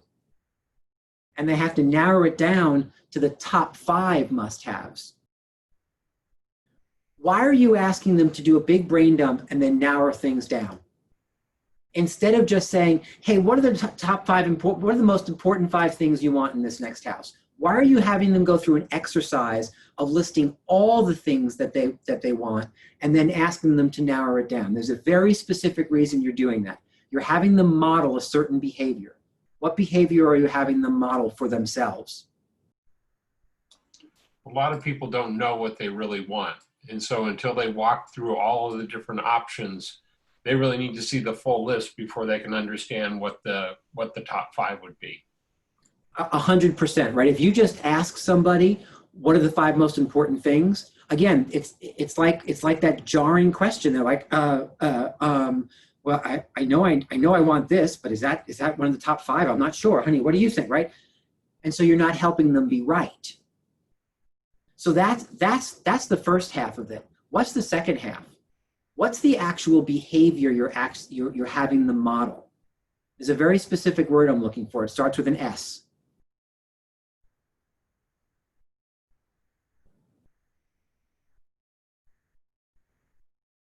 It ends with sacrifice.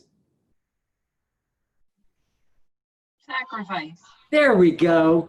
Bingo. You guys are good at that game.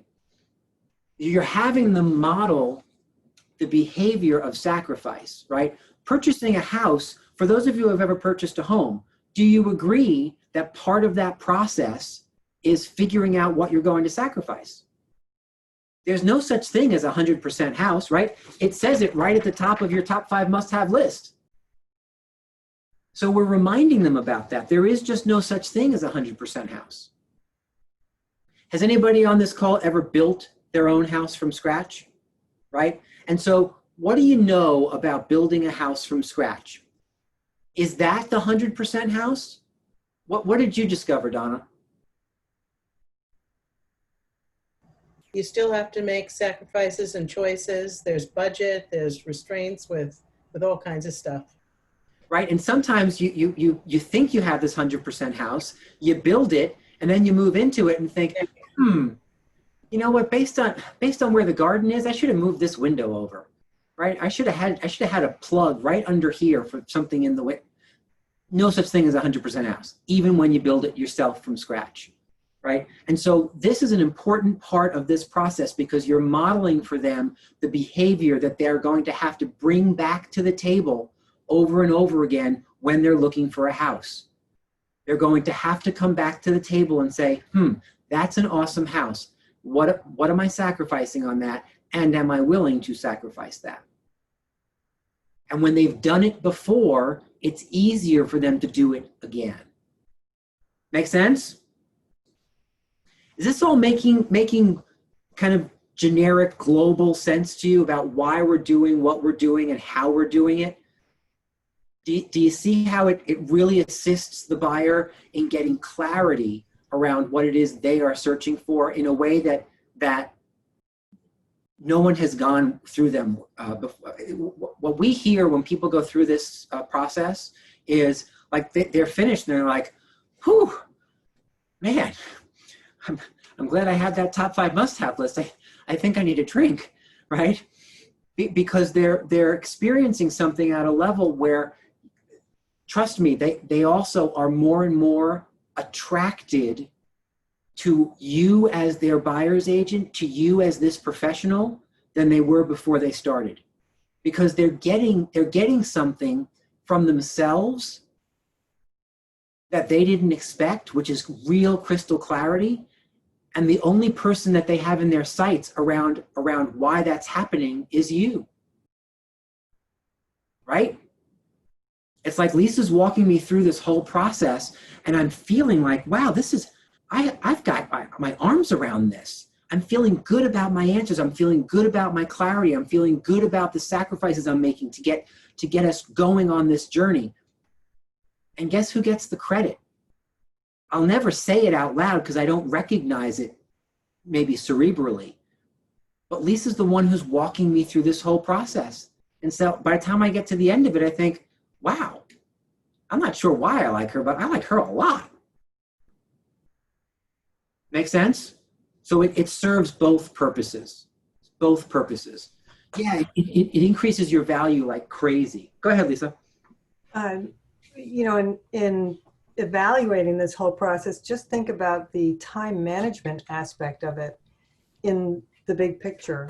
I mean, once you go through this, there's really, you're not backtracking and backtracking and backtracking because you haven't qualified the customer and haven't had them qualify their desires and their specific needs, etc. So it's a time saver for sure. Yeah, no, I 100% agree with that, right? I will tell you what, typically, well, I'll just tell you the story. We had an agent once who, in an Ignite class a couple of years ago, in answer to this conversation and to address what Lisa just put on the table, said, you know, I have to tell you a story. I think I was the worst buyer ever. And I said, well, talk about that. And she said, well, my agent showed me 89 homes. Yes, you didn't mishear. It wasn't a Zoom glitch. I said 89 homes. And I looked at her and I said, you know, that's interesting. Tell me about that. And she said, well, I was indecisive. I didn't really know what I wanted. And so she just kept showing me house after house after house. And we went up and down in price range. And for a little while we went to a different town and then we came back. And I said to her, you know, I'll tell you, it's funny, I have a slightly different perspective on what you just said. I'm not sure that you were the worst buyer ever. I think you might have had the least skilled real estate agent ever. Because guess what? That's a skill issue, guys. Nobody needs to see 89 houses. Nobody needs to see 29 houses. If you're doing this at a really high level and then following up, I'm going to give you some strategies on Monday, once you actually have people out searching for properties, the follow-up strategies after every single property so that you're always on top of exactly what's ringing their bell and what's not. I have a theory, and I have personally tested this theory, that it shouldn't take more than 8 to 12 houses before someone makes a decision. 8 to 12. If you're doing the consultation process and the follow-up to that consultation well. Now that's an average. So some people are going to find it on number 2 and some people might find it on number 18. But on average, 8 to 12 properties and then bam. It does not take 3 months of showing people properties for someone to make a decision.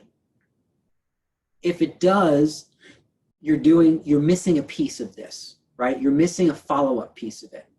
And you've ceded control of the process to the client. Now you're just showing them more property because you think that's what they want, because that's what they said they wanted. Instead of, like to me, after house number 12, if we haven't made an offer, we're going to sit back down. Okay, so David and Lisa, if we could do me a favor, just come 10 minutes early. I want to just spend a little time in the office before we head out today. And I get to have a follow-up with David and Lisa to say, you know, before we head out today, I just wanted to check in with you and figure out if we're still on the same page. First and foremost, has anything changed from your top 5 must-have list? Because guess what, guys? Sometimes stuff changes and they don't tell you. So I asked the question, has anything changed? I'm curious, have your circumstances and motivation changed? No, everything's the same. Excellent. I'm curious, if you had to choose one thing that we were doing differently that you think might bring you to a home that you want to pull the trigger on faster, what would that be? I don't know. Whatever the answer might be, right? But I'm going to stop and make sure that we're still on track. Because my experience tells me that sometimes we think, well, we did this whole exercise, they told me what they wanted, and I'm just going to go until I find them that house. Only to find out a month and a half later, when they're frustrated and I'm frustrated, that they're really not looking for that house anymore. Something has changed. And again, if you don't push the pause button and ask about if anything has changed, oftentimes everyone just keeps moving forward with ends up resenting everybody else. Yes, ma'am, Ann. Okay, but you know what's happening with the psychology now? It's not so much that their circumstances or motivations have changed, it's that they can't come to terms with the fact that the market is moving so quickly, and they're in their minds, they're overpaying for it. Mm-hmm. And so you either have to move the price point down so that they can step up, or convince, you know what I mean? I do. Because in some cases you're bidding so much over what you anticipated, depending on how it's being unfolding. Yeah. And then they get into the psychology and they're saying, well, they almost feel like it's not worth it. They almost feel like, well, gee, you know what I mean? And then they're not into it. Like, what for all the things that they loved about it, when it gets to that point, it now becomes a different exercise. So it's not that the house isn't right, it's that they're starting to feel uncomfortable about the money. Yeah, agreed. And what Ann just put on the table for you is an example of employing a strategy, right? So if you're heading out into the 550 world, right, that's moving crazy fast in whatever market you're working in, and you find that every time you're in a multiple offer situation, you're bidding into the high fives or up to 6, and like that 575 number is really the max of what these folks qualify for. The strategy that has to come to the table and just put on the table for us. We have to go back to the drawing board and say, okay, so do you see what keeps happening, right? The market is moving in such a way that 550 top price for you, that automatically becomes a 575 number when we're making an offer. It is creating a cap in your ability to purchase. And so I'm curious, I wondered if we should start looking at properties in the 5 to 525 range, knowing that we may have to overbid. And now that 575 number, now we've created like a $50,000 overbid there, and that might be enough to win. So you do have to go back and reevaluate and help them create strategies that allow them to win. Or have a real heart-to-heart that says, this is the arena, and if you're not willing to play in this arena, it's okay. We may just have to step out of the process for now if you're not willing to play, because it's worse to keep. I spoke to a couple of people yesterday who kept telling me, I'm so frustrated. I'm literally writing offer after offer after offer after offer, and none of them are winning bids, and the buyers are demoralized and upset. And here's what happens. Eventually, they think it's you. When you keep writing offer after offer after offer after offer, you could be giving them excellent advice, but they're not winning. And so at some point, they don't look inward and they don't say, well, it's me. They look and say, well, it's you. Now I have to get rid of it because I need to find someone who can win these multiple offers. Again, it's just the way it works. So helping them step back from that to say, maybe this is not a good time for you. Make sense? That's an abundance versus scarcity conversation in your own mind, right? As a consultant, sometimes both on the buy side and the list side, sometimes the best path forward for the client is to stop, is to not list the house, is to wait until things are calmer. That doesn't feel like it's the best path for you, right? Because you don't get paid, but the job is not to do the best thing for you. The job is to consult and do the best thing for the client at that time. And so that's an important distinction, right? It's an important distinction. And if you're operating from scarcity, not abundance, that's a really hard thing to do, because you're looking across the table, looking at like the dollar signs are in your eyes saying, Mr. and Mrs. $12,000. I mean Smith. Right? If you're in that place of I need to make this sale. But sometimes the consultation ends up in, we're going to take a step back, and that's okay, right? That's not a skill issue per se. oftentimes it's a lead generation issue. Because if your pipeline is full and somebody chooses to step back and it's really the best thing for them, you can just support that. You're okay with that. I'm curious, how much of a break do you want to take? Well, maybe till next spring. I'm curious, what happens if this particular market doesn't subside by next spring? And now prices have gone up, right? Uh-oh, I'm not sure what's going on in the Lee household. It's Friday and it's 6:05. Oh, you're kidding. Am I going on and on? Oh, look at that. Wow. There we go. Doesn't that open the door to just ending the relationship? Because if you take a break and then your thing expires, now they can say, oh, I'm going to go find someone else. It could. It certainly could, right? And so there's where you have to rely on, if you're taking a step back from somebody because it's the best thing for them, you have to rely on the fact that you did a really good job building that relationship such that it doesn't turn into you not getting the business back, right? So it's where the other side of that comes in to say, now I have to make sure I'm really good at building these relationships just in case I have to put a relationship on hold. Go ahead, Jennifer. But even if they go with somebody else, they're going to run into that same exact problem then that she was just talking about. That they're still going to run into being outbid every time, just with a different agent. Yeah, no, I think that is true if they choose to make a move, a lateral move right then and there. I think what Anne was saying was if they put it on hold and they decide they're going to go do something next spring, and then the time period of your contract expires before next spring comes along, right? It could well be next spring before they start. You just have to maintain a relationship connection with them for the longer term. Until then. Exactly right. Got Exactly. it. Sorry. Yeah. So the best thing you can do is to fire a customer. You know what? Let's do this. Let's start on Monday with that question. So don't forget it. Bring it back because it's an important question. I want to address it, but it's a little longer conversation than we have at 6:07 because I don't want more people to go and wave their adult beverage in my face and say, "Get on with it. We're done." All right, guys.